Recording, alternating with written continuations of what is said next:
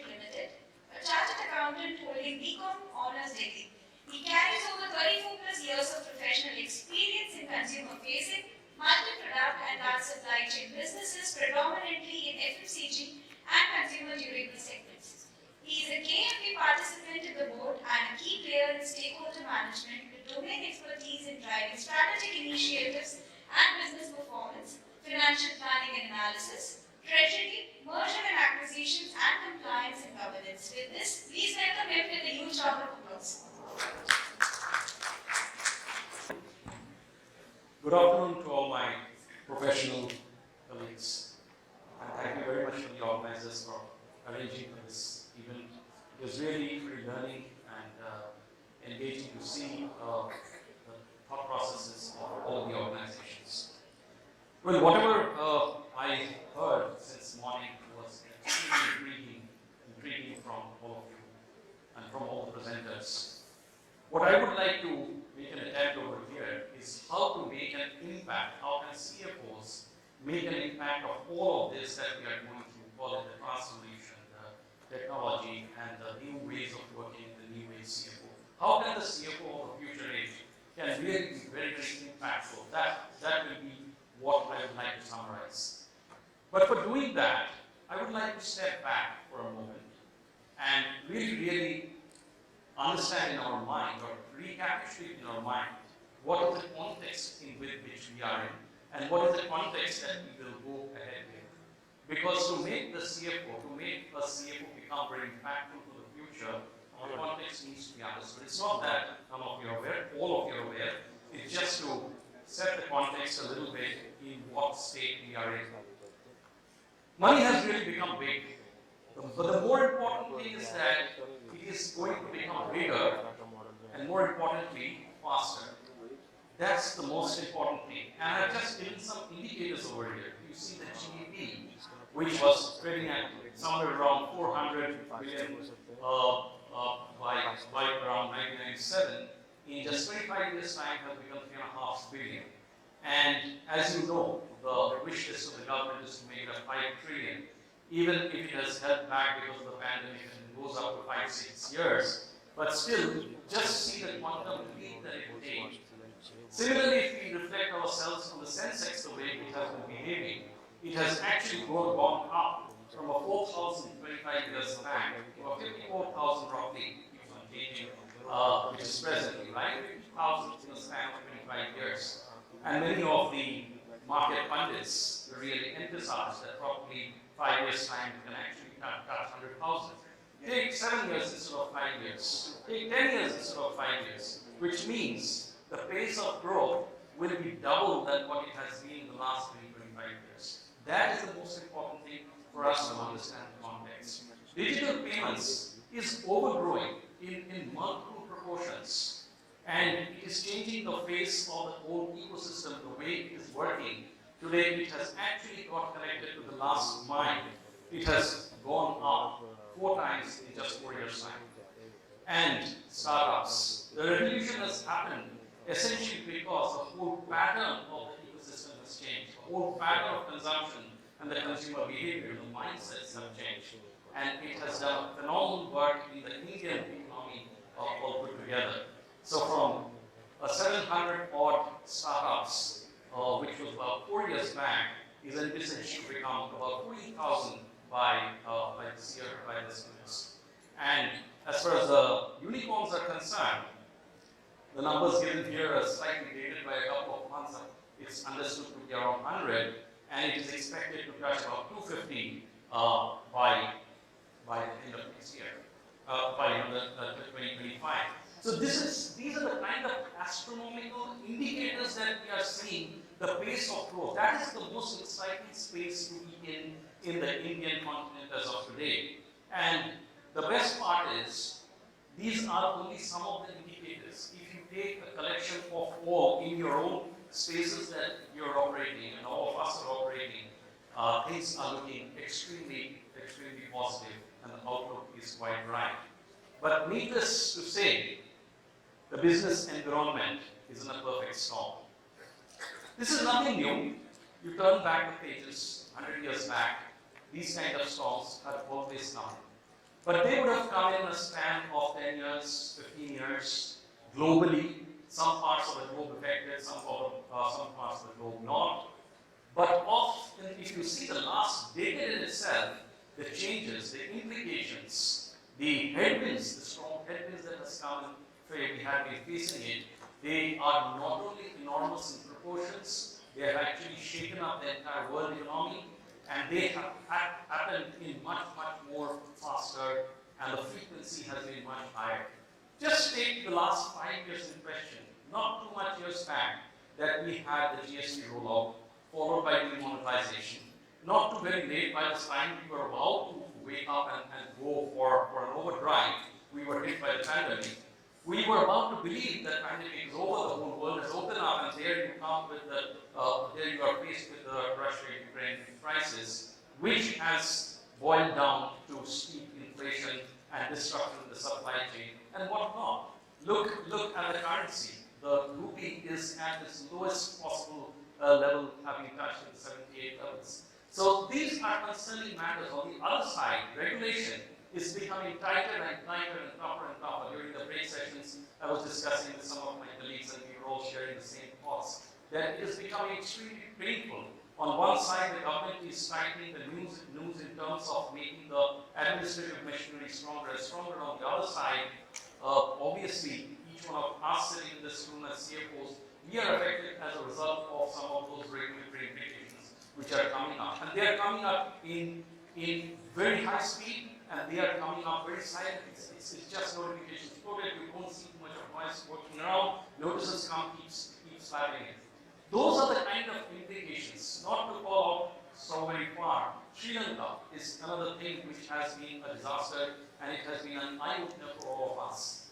So all these things put together, I need not reopen all the topics, all of you are aware of it. These are again some of the instances, this list can go on and on. The fact of the matter is, we are in the middle of turbulence. And the turbulence is not stopping. It is for us to start believing that this turbulence is likely to continue. Therefore, given this context, one side of the coin, we see a very, very positive outlook with the economy roaring and fundamentals of India primarily being very, very strong. We are all very hopeful about it. There are a lot of government intent about it. Infrastructure developments in some parts are going on. With all that happening on one side, economy going, digital payments going up, Sensex going up, all things looking very nice. On the other side of the coin, you have these strong headwinds, which is almost like forcing and pumping us down. So what do you do, and what is the CFO has to play a role in this, in becoming impactful? So in order to have all the transformations going on, we will have to brave out this situation and navigate this situation very smartly. There lies the CFO challenge, because the fundamental agenda and the objective of CFO is not going to change. Value creation and value preservation. The most important rider, and the caveat over here is that both of these things have to be done in a perfectly VUCA world. Nothing can explain the present situation as better in terms of a VUCA world. So within this VUCA world, how is it that the CFO is going to brave out these situations to ensure value creation and ensure value preservation? Both of these are the CFO's agenda.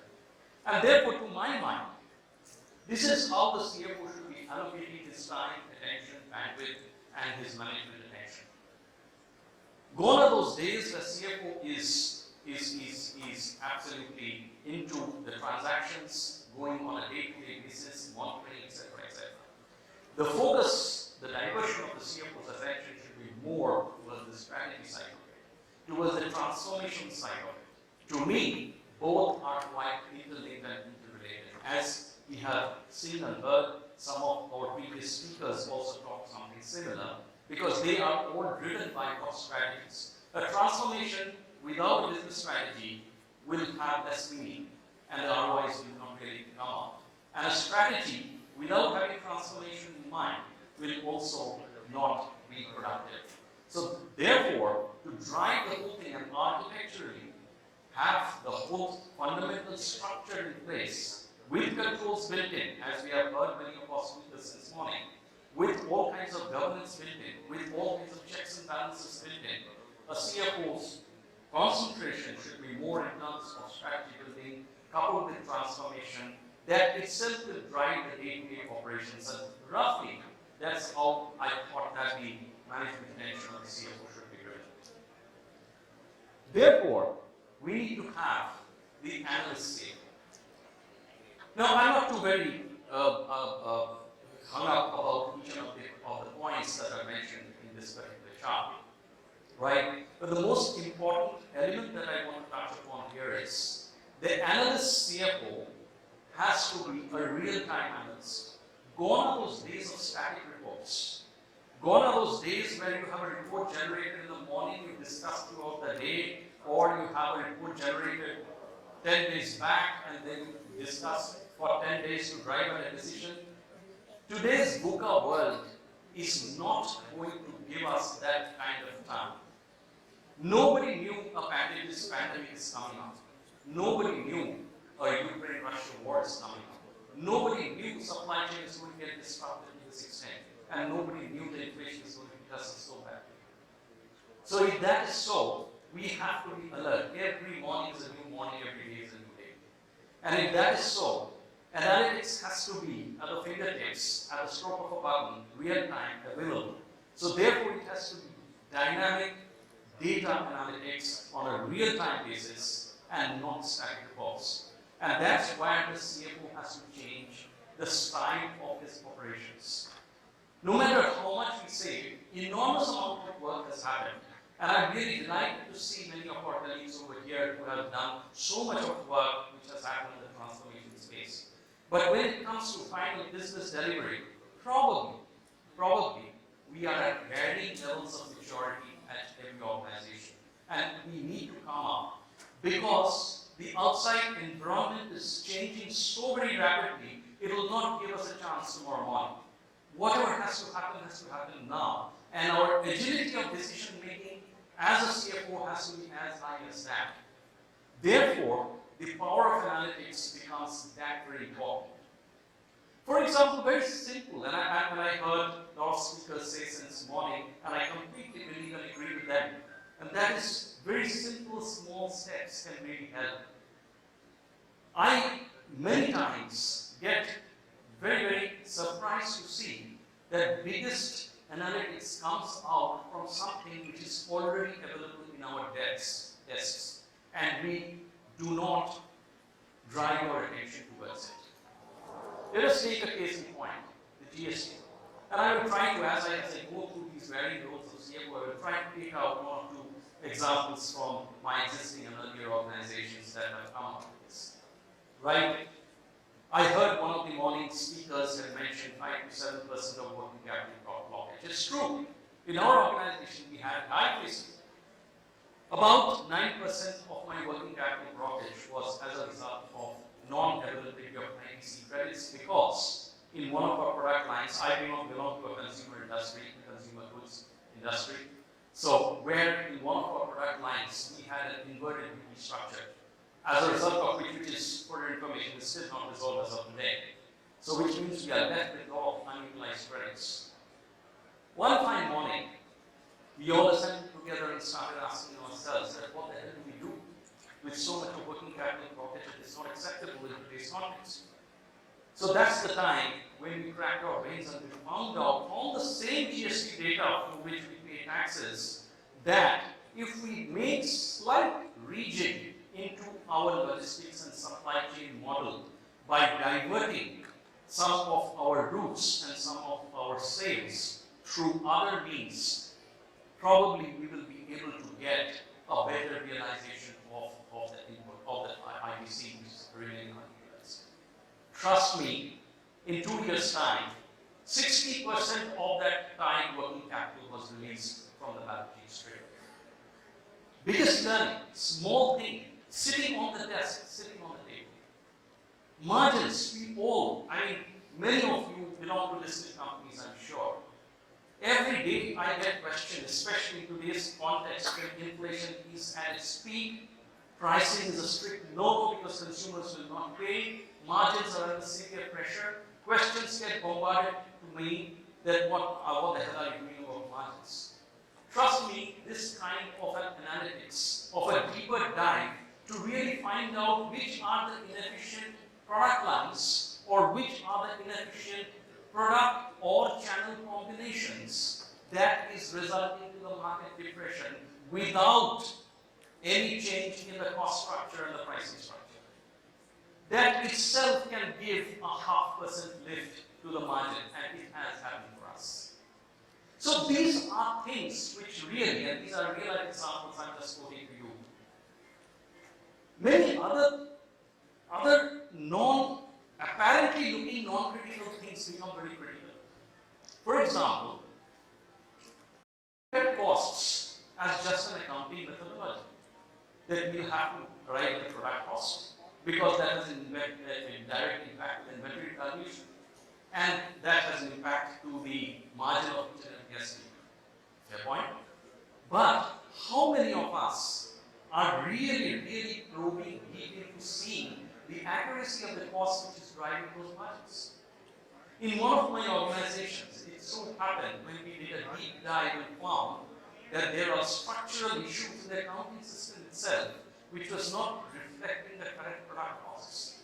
But in the minds of the businesses, the margins of those products were so much ingrained that there was a resistance in terms of changing the cost. Because those kind of product managers who were sitting on high margins, apparently, which was mistakenly so, were reluctant to make the changes.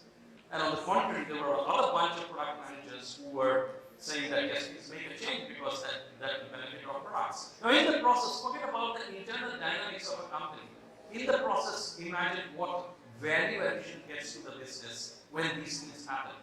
The decision making becomes much stronger, sharper, much specific. The product strategies, the marketing strategies, everything is aligned accordingly. These are some of the immense benefits that come up. But even more important is the right side of the chart that you see over here. Is the capability. Do our finance teams have the capability to do these kind of things? And I'm sure there are subsequent sessions where speakers will talk about skill sets, and this is exactly where development, the reskilling or the upskilling of the finance teams is extremely important. And again, I strongly believe the mindset of the finance fraternity has to change. The mindset of how to look at the numbers, how to have the eye for detail in terms of the analytics of the numbers, that has to change. So therefore, the CFO of tomorrow has to be an analysis CFO, and that too a dynamic real-time analyst. The CFO also needs to become a techie CFO. No, of course, a CFO, a finance guy, cannot become a hardcore computer science specialist. Of course not. You know, in those good old earlier days, 34 years back, when I started my career, it used to be said, tech savvy. Today it is tech knowledgeable. I think most of the people in the room know about PIs and LLs. That's why the techie CFO becomes so very critical and important. We exactly know where I use the tech to do that analysis and what is the value that I bring out of that. The strategist CFO, only making a strategy doesn't help. What is the value that you drive in that strategy? That is more important than that. So whatever strategy today the managing director or the chairman or the stakeholder of the company can bring out to the strategy, but will the strategy deliver value is what the CFO has to apply that lens and accordingly influence and guide the stakeholders, the management team in terms of driving that value in the CFO. So many times I have observed strategies are taken without even looking at whether the value delivery is coming. Is it value accretive? Then only the ROIs will come. A transformation investment, we have talked since morning so many times that it has to deliver an ROI. Many a times the strategy gets carried away by the sheer need of the transformation of the business, but that may not be good enough unless and until it is value accretive. And when we talk value accretive, it is not only the rupee value, it is the sustainability value. And it is a sustainability value towards ESG, which is of paramount importance as of today. Days are going to come where investments and valuations will be based on this non-financial element of the strategy as well. The risk manager CFO can't explain even more what is the importance of this. Point is not in terms of reporting risks. Point is not in terms of structurizing or bucketizing the risks. Are these risks factored in the decision making? Whenever I take a decision of a product or a manufacturing or an investment or a machine or a technology, am I factoring in the risk of not having that done or the risk of failure? Am I taking care of the risk mitigation? That is very critical for the CFO to look at it. Not too much back, the pandemic itself has showed us a lesson, has taught us a very, very important lesson that how things can go wrong. Many industries really got affected with the sudden outbreak of pandemic. So therefore, embedding the risk management as part of the decision-making process becomes very important. And that equally applies to the transformation. But the transformation without risk management is incomplete. The liquidity manager, 24th of March 2020 is when the lockdown was announced. By the first week of April, most of the CFOs that I'm aware of were running to the banks to organize cash, to at least have that cash chest built up. Some organized for commercial papers, some organized for other kind of term loans or temporary loans. A lot of balance sheets, if you study, were loaded with loans in those 2-3 quarters. It is very important for a CFO to always have the cash flowing in the organization and therefore to have the cash chest. Liquidity has to be a constant monitoring. That is also a change of mindset and the management change in terms of transformation to see how the liquidity is panning out. The technology can always help in terms of a real-time monitoring of the cash and the liquidity position.